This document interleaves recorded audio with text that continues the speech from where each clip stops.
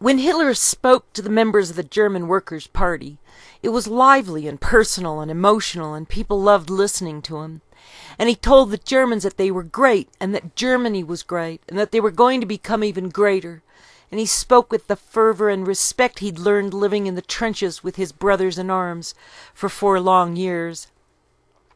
People would come to hear Hitler speak more for the entertainment than for the substance, and it was cheaper to go listen to Hitler's speeches than to go to the theater or the opera, and they didn't have to dress up, and it was way and beyond more fun than going to church.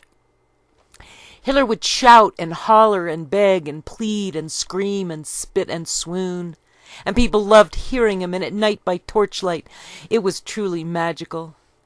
While few took him seriously and came for the fun of it, they also came for the beer. Hitler had his speeches printed in large type so he wouldn't have to wear his glasses in public. And it wasn't just the meetings and the speeches that made the Nazis so popular, but that they got involved in the personal lives of their members, helping them to find jobs and housing or settling personal disputes. The party would go for cookouts and barbecues and potlucks, and after the meetings they would go out for coffee and cake. And the word nationalist was added to the Workers' Party on the 8th of August in 1920, giving them the nickname Nazi. The meetings turned into groups that were called circles, and groups were formed in other countries with an overall steering committee set up at party headquarters. And the meetings didn't need visitor passes, because the membership knew right away who the newcomers were.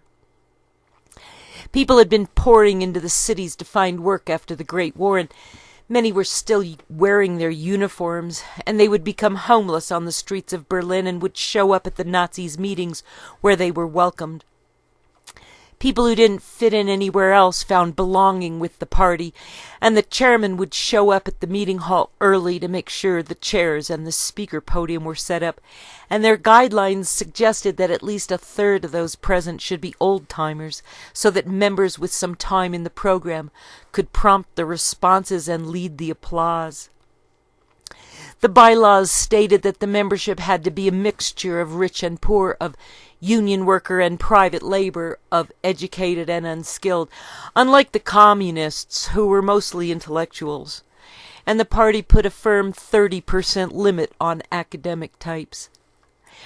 Women especially liked that Hitler was single and available, and his speeches emphasized the party program, and Hitler would read aloud from their written platform promises and would finish each meeting with a call to unity and a unanimous solemn oath.